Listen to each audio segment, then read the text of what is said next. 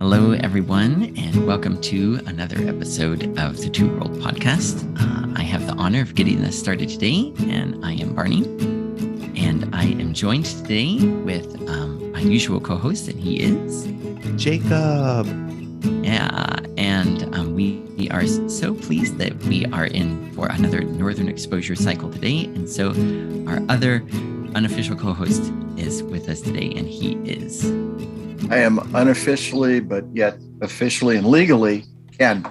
Don't forget about that part. Yeah. And so today, at the conclusion of our last episode, we just chatted together and thought it would be kind of fun to have an episode that kind of focuses on Holleen Vincour, the character of Holleen Vincour. And Ken suggested that we talk about this episode from season 4, episode 17, called Love's Labors Mislaid. And one of the Holleen part of the episode is he and his longtime friend, Ruth Ann, who runs the general store, are going birding together. And it's really fun to see how this all gets set up at the beginning. But if I could just skip a bit to when they're out there, and Holleen says that the bird that they're trying to find, the Siberian tit, remember, kind of a chickadee, he says it's a skulker. He says it's notoriously hard to capture on film.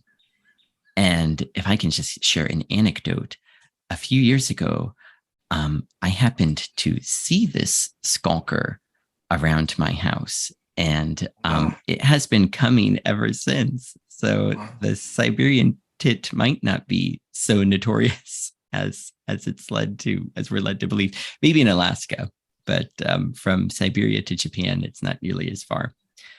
This was just taken. This photo here is, I think it might be, I wonder if this is a male.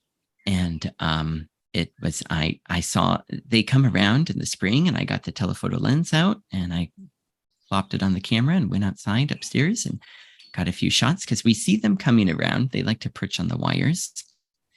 And then here you can see that there's a pair that we have around. One is in mid-flight in this photo. And the other one seems to have caught maybe some seed or something. And I like this. Yuma actually joined me with taking photos, and then of the many photos, we took one more.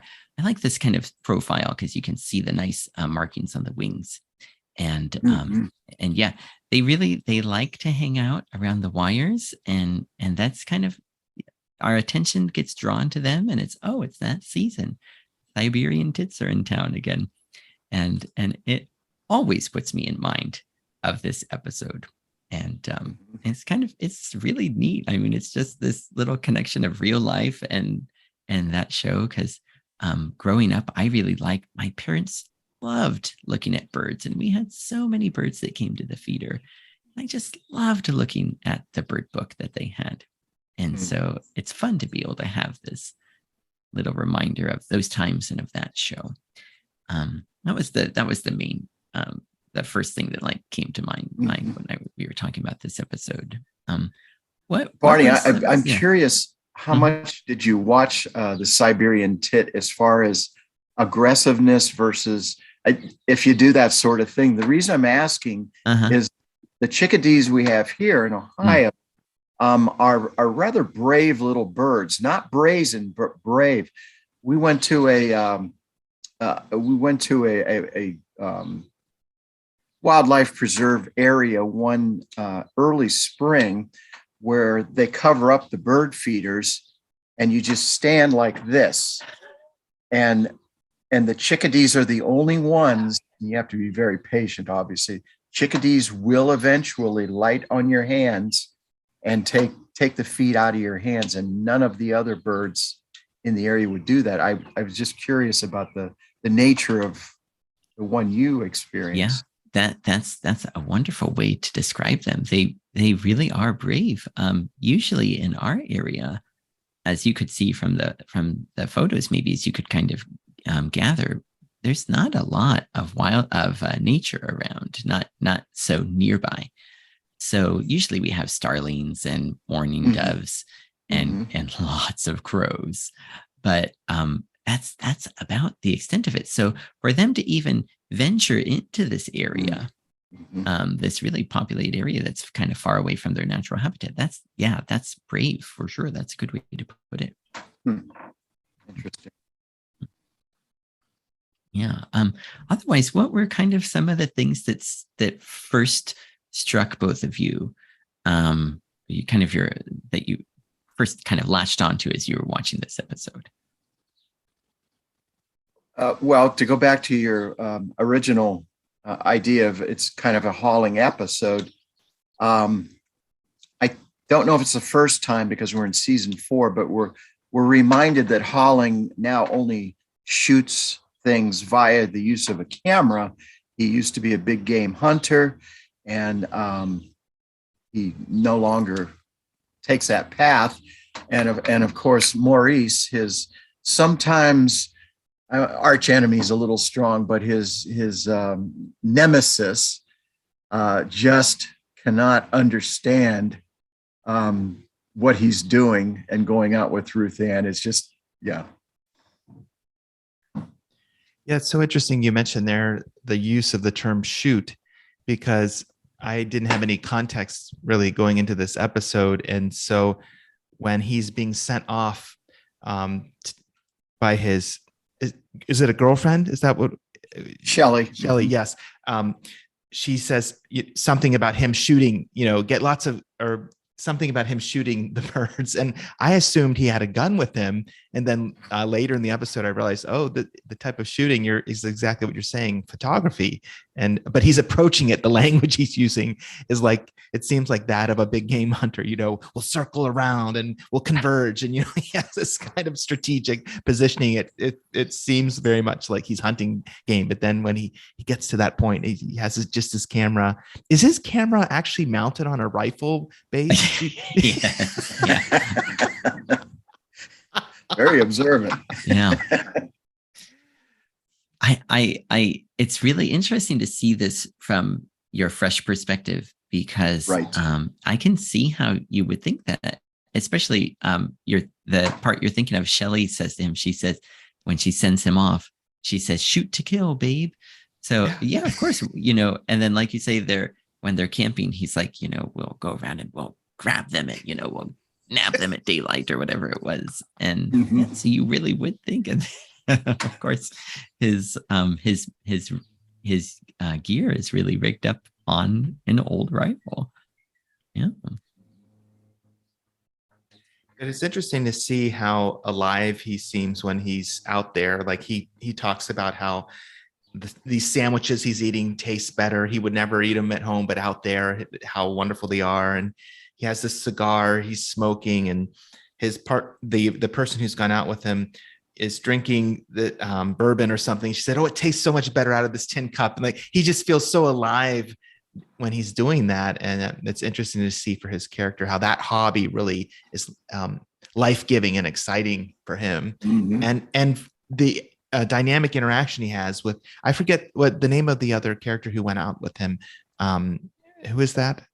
Ruth Ann. Ruth Ann, yes. Just for her as well. Like they're both 100% pleased and like fully alive as they're out there and feeding off of each other's enthusiasm and energy for it. So it's kind of like that idea when you have a hobby and there's somebody to share it with, how much extra joy that brings in pursuing it. Yeah, absolutely. It didn't seem all that unnatural for Ruth Ann to take the cigar and enjoy it, because really, what's the difference? And she bites off the tip. She doesn't have any time. Yeah. Like, "Oh, you don't need to do that." Good one. Yeah. As if I've done this a million times. Oh yeah. But I don't get to do it much anymore. Yeah, it's a wonderful observation too about their characters. Ruth Ann runs the general store, and so she really is, day in and day out, however many times a week, she's just there at the store. And we see that she's at home, kind of like being basically really one of the center focal points of town. She sees everybody almost every day. And I think it's at the beginning of this episode, maybe, where Joel is asking if his videos have come in, and she like kind of alludes to the fact that yes, they are here. And then like he says something snarky and she's like, oh no, they haven't come in yet. And so she really, and she's also, I think she's the postmaster too. And so she also has like that kind of really influence and a little bit of control over town. And Holling, who is a woodsman, right? He's an outdoorsman for sure. He is in charge of the local eatery. And he also is really involved with seeing everyone day in and day out. And what I think, but we see in their kind of maybe their true character that they really love being outside more, maybe. That's really interesting to see how these kind of this unlikely pair, Holling from Quebec and Ruth Ann from Portland, Oregon. They eventually both moved, found roots in Alaska, and then found this similar hobby that they both enjoy doing. Mm-hmm.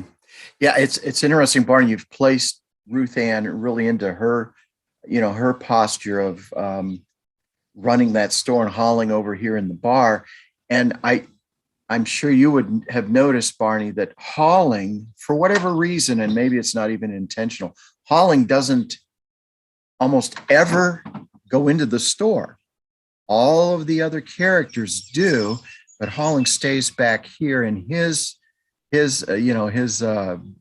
little domicile. I don't know if that's. I never noticed that. It just came to mind. Wow. It's completely true. Because who else doesn't go into the store? Oh yeah, everybody. Everybody. Chris, not often, but he did. And he's also in his philosophical way has his. So this effort to go picture these birds is the meeting point of these two characters. Really, they don't have very many crossover opportunities, but this is one where they converge and they share in the same pursuit, and so it brings them together. Right. Interesting. A third place, neither the restaurant nor the store, but out in nature, they find their common ground. Oh, it's interesting. Yeah. Well, shall we delve into the other two relationship issues in this particular? Yeah, it's funny how we realized, it dawned on us that we're doing another episode also with Uncle Anku in it, because the cold open for the episode is Ed's getting married. It's time to get married, and who is he getting married to? He's getting married to Debbie something. Is that an Indian last name? No, we don't know what her name is. Something. It's just not something. Debbie. Yeah, that was very interesting. Oh, please go ahead, Ken. Well, and Jacob, I was just ready to ask you, when Uncle Anku says, Ed, you need a woman, and it's obvious this is sort of an arranged thing. Did you feel like culturally this was going to be because this is the way it goes? And the reason I'm asking that, Jacob, is near the very end of the episode, you'll remember Uncle Anku says to Ed, once Ed says, I'm not going to, Ed, it was only a suggestion. Yeah. How did it feel to you? Well, I was observing Ed's posture. He's very deferential towards Uncle Anku. And, he tells Uncle Anku, well, I'm not seeing anyone right now. So he's just he's very open and honest with his uncle. Like, I don't have any prospects when he recommends that Ed get married. But then throughout the whole episode, it just seems like he's very timid. Like, he wants to please his uncle. He wants to follow through with what is expected of him, but he also does he's just a very he seems like a very authentic person. And so when he encounters other people and he understands what they want, he also wants to please them and be, concerned for them. And so it's like he starts being pulled in different directions as he gets to know Debbie more and realize more about her life. So he has this kind of value system, like maybe a little bit of a people pleaser, and it pulls him in different directions. But I felt like that thread of where it started with him being deferential to his uncle and being willing to explore this continues even to the point later in the episode where he tells his uncle why he feels he shouldn't. But even as he says that to his uncle, he says, but if you can't change this arranged marriage, it's okay. So even at the point of saying, I'm not comfortable with this, I don't want to do this, but if it can't be prevented, I will be, I don't know if you want to say obedient, or I will follow through with what you've asked of me. So it kind of, when you think of the idea of tradition and cultural expectation, Ed is kind of masterfully the most faithful type of individual you could have, who is honest, but at the end of the day, they're like, but I will respect the tradition if I have to. It's interesting. I don't know if you caught that when he talked, but I was kind of surprised with how humble that request was of his uncle. His uncle could not lose face in the face of his colleagues by the way Ed positioned himself, because he wasn't demanding anything of his uncle. He was kind of communicating and then saying, but if it can't be changed, I will honor what you said. So his uncle's colleagues would see this young man as being very respectful. And I thought that was a very powerful moment in the whole episode, is in that conversation. And then his uncle acquiesced as well. It was just a suggestion. Those are my thoughts. But what do you think, Ken? And what do you think, Barney? Well, I think you're spot on as far as Ed being a people-pleasing person. And then we get to watch Ed a little bit as, he's not a total marshmallow, certainly. He's a bright young guy. Joel, and this is more or less some of the comedic parts of the episode, Joel is saying things to Ed like, in my opinion, women have sort of outlived their usefulness. In those cases, Ed tends to not react a whole lot. And I think by his non-reaction, we sort of get a sense of this is how Ed can disagree with a person. Because in the very, I think in the last scene where Ed and Joel are together, and Ed suggests watching a movie, and Joel acquiesces and says, yeah, that sounds like a good idea. Ed gets his little moment, I think, of as forceful as Ed's character is going to be, by saying, yeah, Joel, movies are always better when you have someone to watch them with. In my mind, he's saying a number of things to Joel at that point. And I think he's referencing that it's okay to have a heartfelt, loving relationship with another person. Perhaps Joel women partners have not outlived their usefulness. Yeah, boy, that's a wonderful observation, and I think you must be right for sure that in just that little line, how much volume he speaks with that, and it really kind of speaks to Ed's character, who really communicates a lot through movies throughout the whole series, through retelling movies and relating things to movies. And so movies are a huge part of his life for sure. So that makes sense that he would say that. But what just a wonderful way to wrap things up by saying, in this episode that's about relationships, that's saying how, movies are so much better when you have someone to watch them with. And kind of jumping back and kind of touching on what Jacob was saying, I think, right, even though Ed doesn't know anything about Debbie, the first time that they meet, he seems like he's really willing to go through with it. He has flowers ready for her, and he talks about how he's like making up his apartment to be accommodating to her, and he seems like maybe he he thinks that this is a very serious thing that he's ready, that he should do. And I think it was maybe a few episodes earlier, a few seasons earlier, he actually Ed actually wants to get married to someone else, and asks Chris to officiate that, and then that really ended up falling through. So it's fun to see like Ed getting a second chance at trying to do that.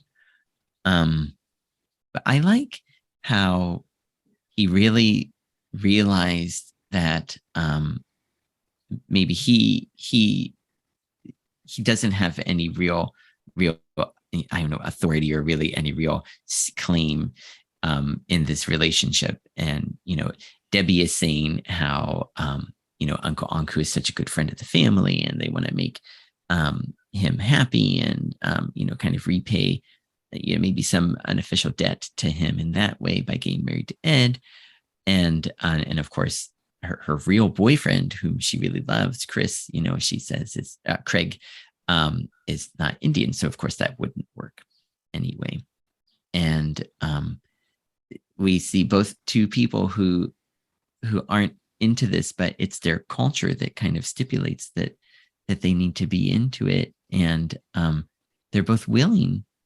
We don't see this kind of thing in this context, not every day in the lives and the cultures that we come from. But we see it really, and it's hard to say, how accurate is this to Tlingit society, but I think there's probably a sense of so much deference, as we were saying, to elders and what they've done for us and how we can repay them.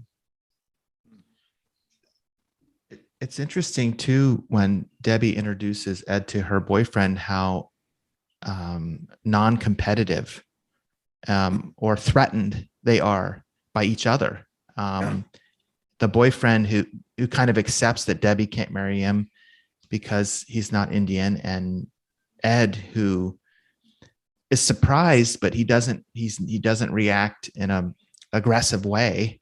He just listens.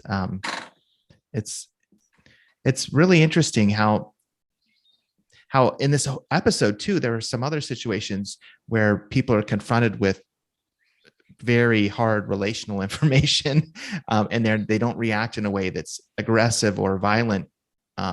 It's interesting how the writers portray that.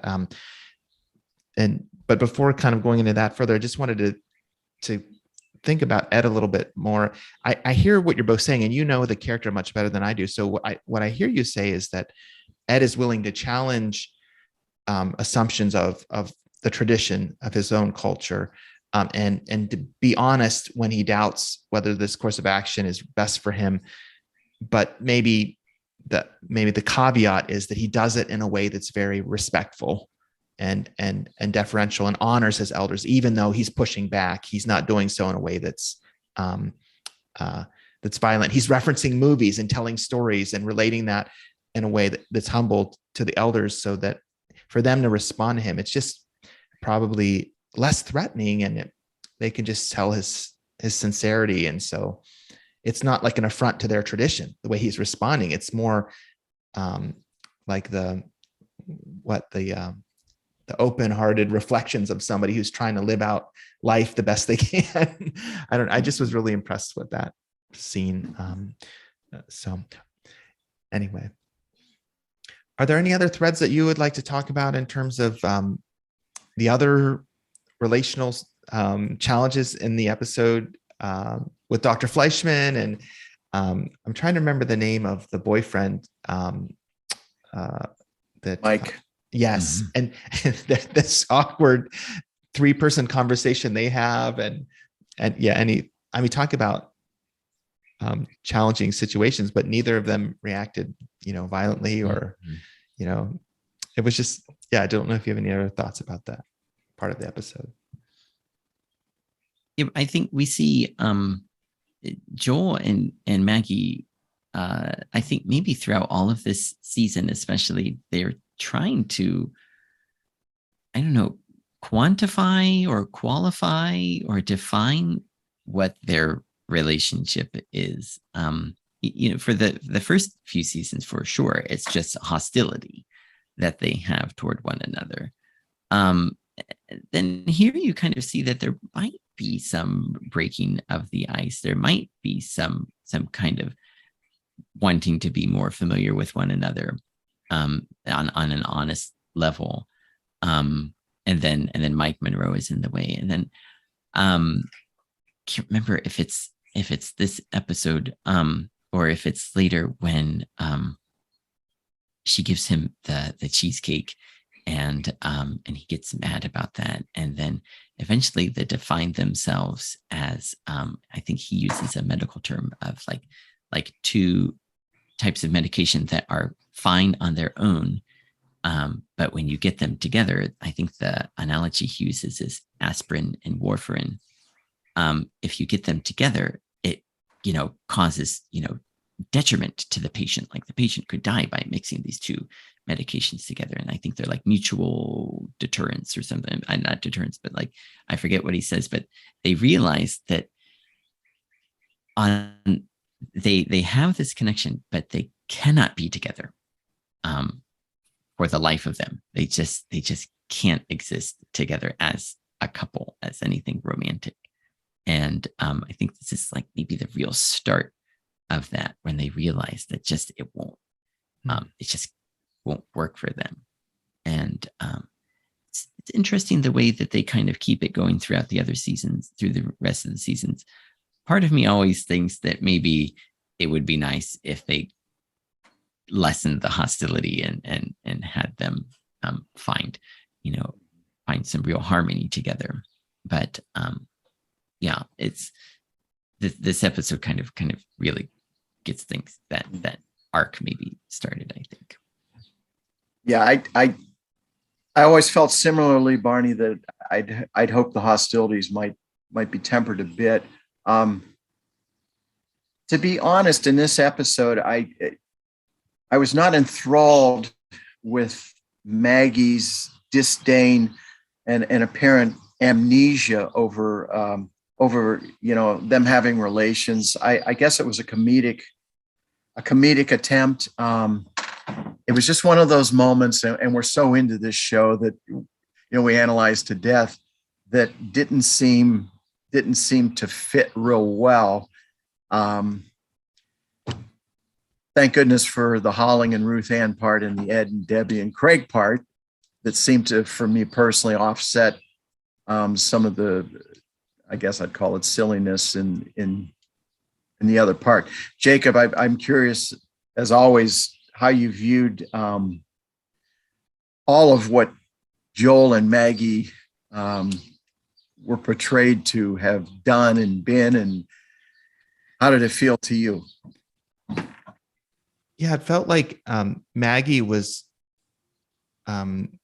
struggling, like with her own psychology, like, and trying to tease out like why, like how could this happen? How could she have relations with Joel? Like, why is she drawn to him? He seems to be, I think she says, the antithesis of everything that she values, I think is the language she uses, or holds dear or something. And yet she realizes that she there's a part of her that is drawn to him. And then Mike is such a different type of man than compared to Joel, and really seems to embody the values she has. And she's drawn to him, and she's trying to resolve the tension within herself, and definitively certainly we are led to Maggie caring for Mike, and caring in a very honest way, and then saying, and I can't really pursue this relationship with Mike because he will die. Maggie's history of boyfriends is that they've all died, and we don't get any concern for Joel, which says, okay, the writers are saying there's the physical relationship, and then there's the friend relationship, and there's Ed's heartfelt relationship. Oh yeah, it's Yeah, that's a really good point. I'm glad you teased that out, that we see so many different types of relationships in this episode, physical, emotional, and then you see the like a collegial relationship during the birding part. And then you see Ed is just like a concern for his neighbor, like how he treats Debbie is just, there's all these different layers. But yeah, I think um, it was fascinating to see the journey Maggie goes on in the episode and trying to understand herself. I guess as I would watch more episodes, I'll understand more how that arc goes. So just having captured this part of it, it seems like you're right, Barney. There's something stirring in her. It seems to be really coming to a head in this episode, and it'll keep building. So yeah, I think it's interesting too about Joel's penchant for it. He starts out the episode, he wants to minimize the impact of this experience that they both had, that they've had relations. He's like, oh, things should just go on as normal. But then when she doesn't seem to be acknowledging it, it really bothers him. He has like this need, this deep psychological need to be validated and be important, it's be seen as important in her eyes. And so then he makes a big deal. So if his intentions were really to minimize its impact, and that was it, he would be glad that she forgot. But that's really not what it is. That there's a deeper thing going on. He wants to be respected and admired by her. So He wants. I'm sure the way he's portrayed, he wants his prowess to be recognized as well. And he's been shot completely by the amnesia. He doesn't get any of what you're insinuating, and plus his performance is not recognized as well. And wow. Yeah, it's interesting that they did a good job kind of maintaining the character traits of Joel. I think it's much earlier on when maybe second or third episode that Adam is in, and Adam is kind of he's very observant. He's very astute with kind of understanding what really makes people tick. Mm-hmm. And he explains to Maggie how Joel is just so driven to kind of outrun his insecurities. And and exactly, he things should be fine. He's ready to just move on and everything's fine. And then he just gets needled by, basically getting what he wants, but in the wrong way that he wanted it. And it just needles him, and it just drives him crazy. And it's a little bit hard to watch him get stirred like this so much. And you just, I think in the show he is young. I think his character is supposed to be maybe 28, 29. So it's reasonable to have kind of this kind of really immature reaction to everything. But just the way that they keep stretching that out.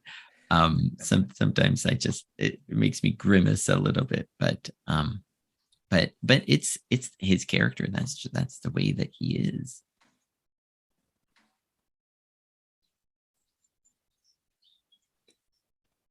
Is there a way that you would connect the various storylines with the title of the episode? I understand it's based off of a Shakespearean was it play or work?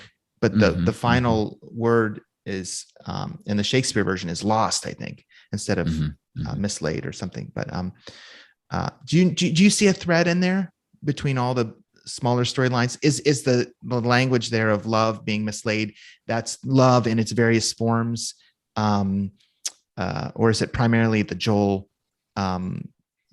Is it Joel and Ed and their own navigations of their?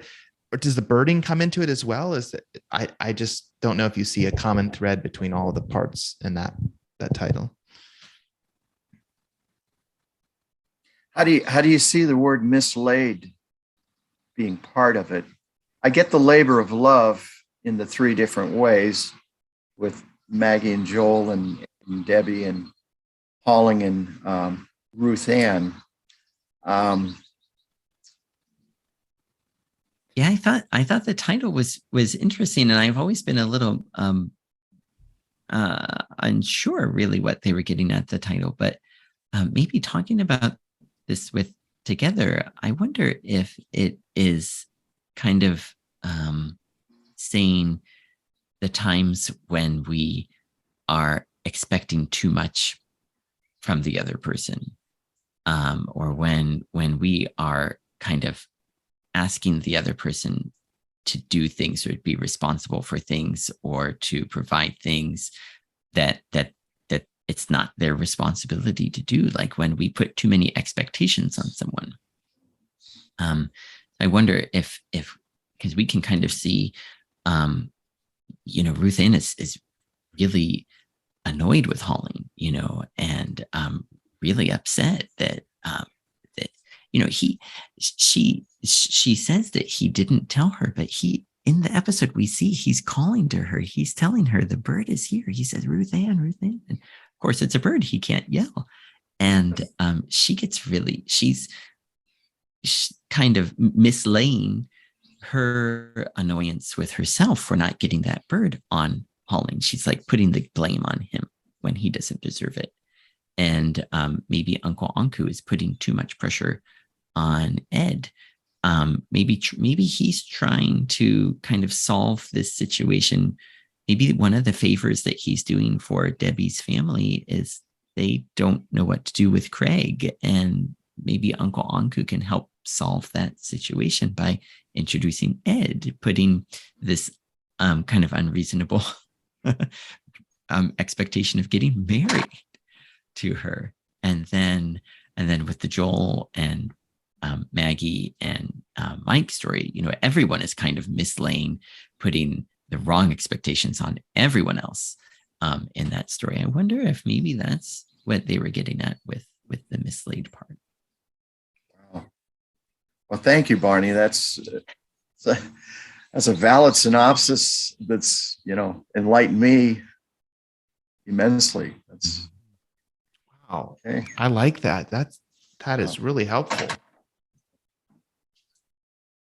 Yeah, I was just looking at one of the definitions of the word for mislay, to unintentionally put an object or something where it cannot readily be found, so as to lose it temporarily. And yeah, it seems like there's certainly, like you said, in these situations, they're searching for something that can't readily be found. It's kind of, they're searching in the wrong place, or the expectation creates a situation in which what is sought can't be found because the person can't provide it. It's not within them. Debbie loves a different person than Ed. And as we said before, Maggie can't be with Joel, and in the birding scenario, unreasonable expectations. Yeah, I really like what you said, Barney. That's really helpful. I think that really rings true. Barney, you had asked us to perhaps consider how sharing hobbies with friends might be analogous to a little bit about this episode. And I'm curious what you guys had thought about when hobbies come to mind, because I'm looking at a couple of diverse human beings here that have, varied interests. So yeah, this episode, of course, immediately brought to mind bird watching, something that I'm really thankful that my parents kind of instilled in me, and I'm lucky that I grew up where I did.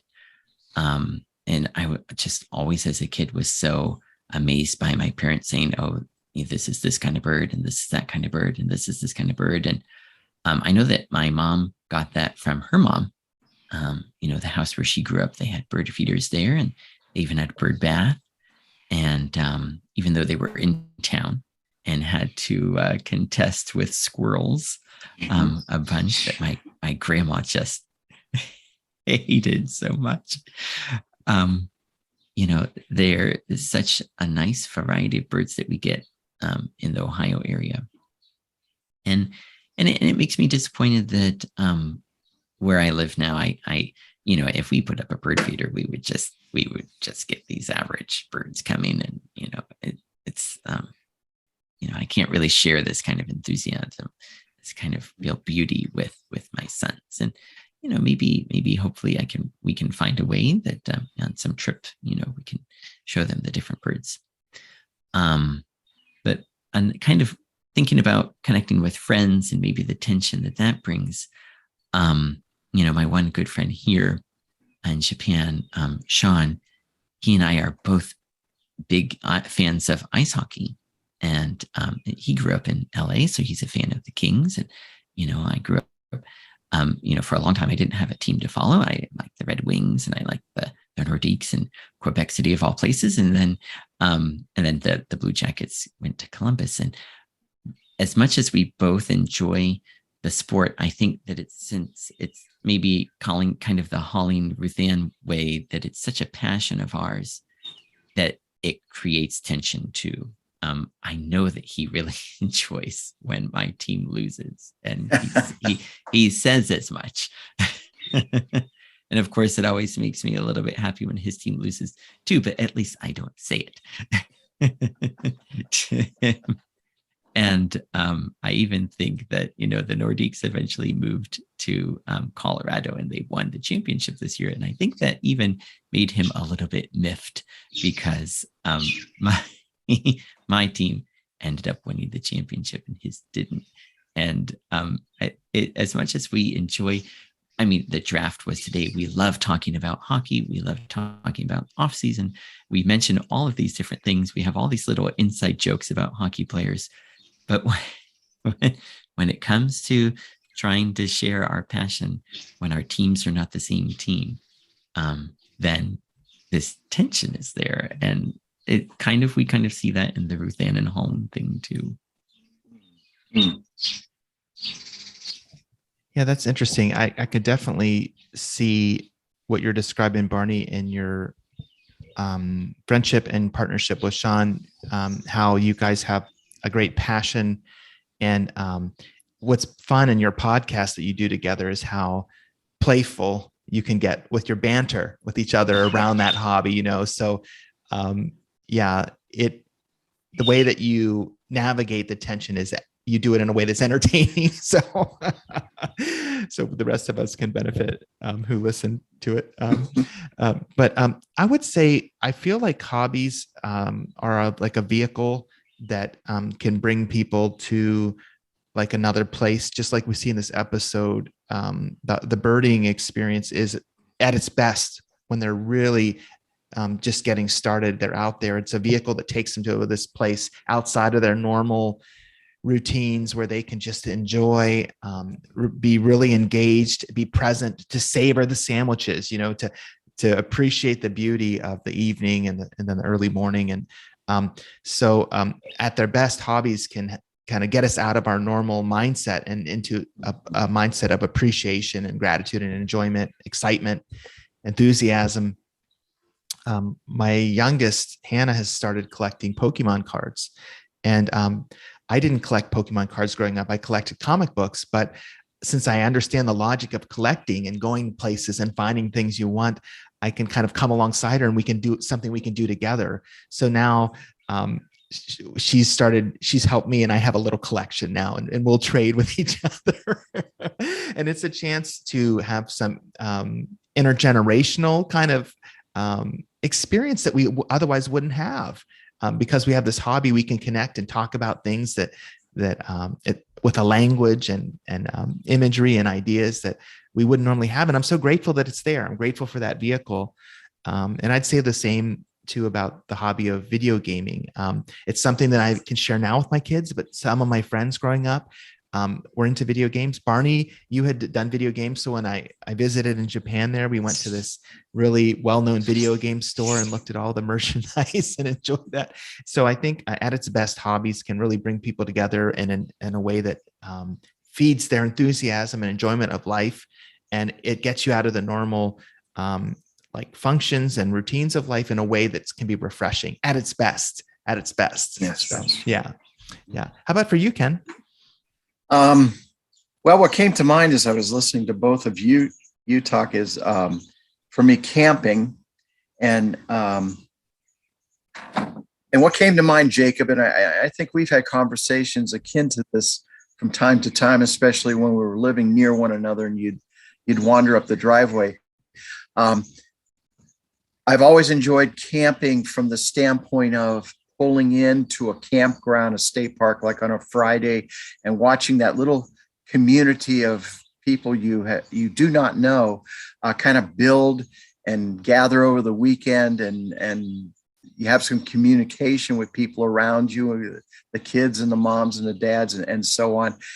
And then I think, as I'm explaining this to a Jacob or a Barney who, let's assume, do not camp, how far do you take your hobby into their lives at that moment? And is that enough? And, without becoming, it looks like they're beginning to fidget a bit, because I've taken this into detail that has gone beyond the norm of what seems to be interesting and enjoyable.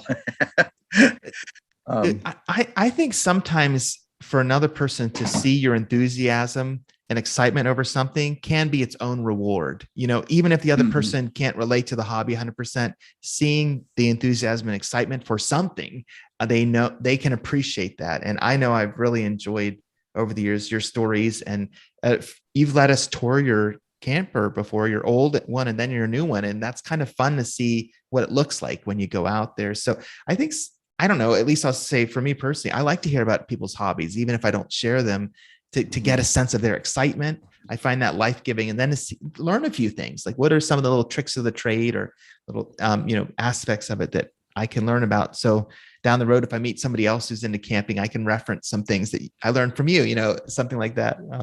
Yeah. What about you, Barney?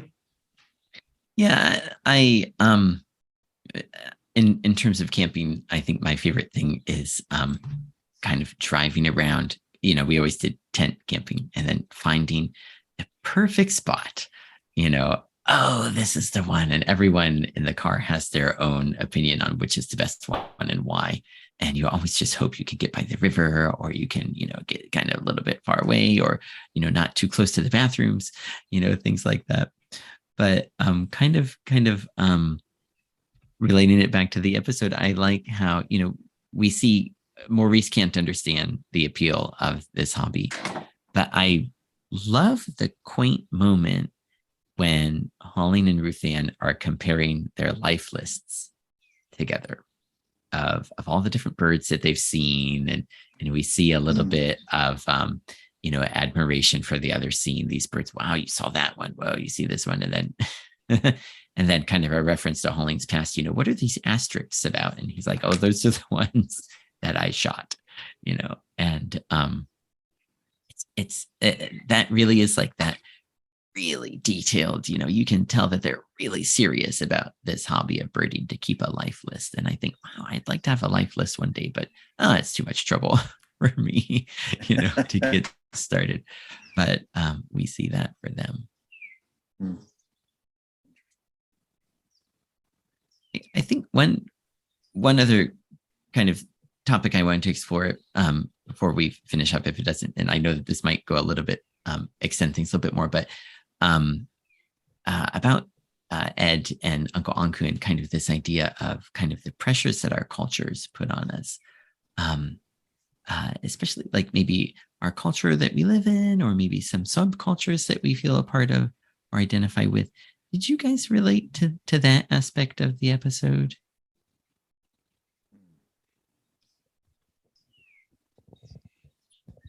Yeah, I feel like that was a very moving part of the story. And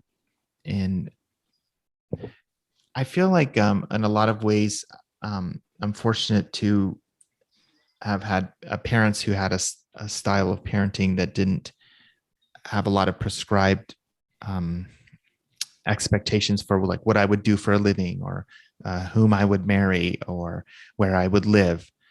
Those were open choices that I could make that without pressure. But I think religiously, and it's hard to maybe compare religion to subculture, but there are religious aspects to culture. I think I had to, like a lot of people, as they grow older, come to own their faith explore and move out in ways that maybe were different from their parents. I'm still within the broader Christian tradition, but have a different expression or way of express myself and now than I did when I was growing up. And I know sometimes when I would go home, my parents would remember me as the younger version of myself and would want to pray and converse and use language or things in a way that were how I had interacted with them when I was a child or a teenager. And so I remembered the language and certainly wanted to, like Ed, be deferential and respectful to my elders. So I would seek to find a common ground there, but it's also important too for authentic relationship to reveal who you're becoming as an adult and your new perspective on life or faith. And so I tried to also let that come out, and hopefully I was as graceful as Ed and his, sincerity and respect. So I tried to be, but I guess that's how where I would find it was in the realm of like the religious aspects of how I was raised. But yeah, how about for you, Ken? Well, Jacob, I'm sure you were quite gracious, because that is clearly your nature. And Thank you. I say that in reference to, as I grew into an adult and would come back, and I did feel like the younger version of myself. I was the antagonistic person. I was going to challenge, particularly with my father, I was going to challenge pretty much everything he was about politically, because I don't know, because I felt I needed to set things right from where I was coming from. And in retrospect, I could have been more gracious and have been a better listener if he would have been, if he was willing to converse rationally about his position politically and so on. But I very much grew up in a house where going to church felt mandatory more than a joy of sharing one's faith. I grew up in a house where my sister and I misbehaving, God is very much the punisher, and God's going to punish you for that. And so as I grew into adulthood and started to form my own perspectives on a loving and gracious God, I wish I could have done a better job of being less antagonistic in my conversations. But at the same time, I did in my head, I think, understood a little bit about the cultural backgrounds of my father and mother and the Depression era and all of that. So it's kind of interesting that I think all three of us have kind of identified with religion as kind of this kind of culture or aspect of culture that feels like it puts a lot of pressure on us or like maybe there's a lot of rules and expectations. When I was thinking of this in relationship to the episode, kind of the idea of divorce came to my mind, where some communities, some churches maybe that you go to, it's that can cause a lot of problem when maybe a couple is having trouble and might be viewed maybe, like we were saying, like it might be hard for people to be gracious when communicating with these people. And it kind of puts in light how this being a part of this culture, we can feel so many different pressures. And maybe we act or react graciously or not, or a little ingraciously. And then thinking about it, stepping back a bit and thinking about it, especially in terms of this episode, has helped me to think about it this way, where, we make the wrong choices, we make mistakes, we get into things that we shouldn't get into, we end up down the wrong path for some reason or another.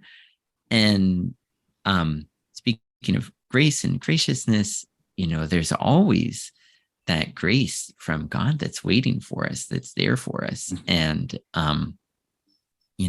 taking that, we can accept that. We can, take that into ourselves and be made right again. And just hopefully find a way to put everything in context and share that grace back to the people that maybe are kind of accentuating the pressures that we're feeling, whether rightly or wrongly, that are part of the culture that we're in. And I'm glad that there's kind of that connection there, and it's hard to remember to do, and sometimes, and it's kind of neat to see the way that Ed navigates his way through this, and kind of a good way, like, I don't want to say role model, but like a good kind of example of how to navigate such a pressure-filled aspect of culture, and to do it so gracefully.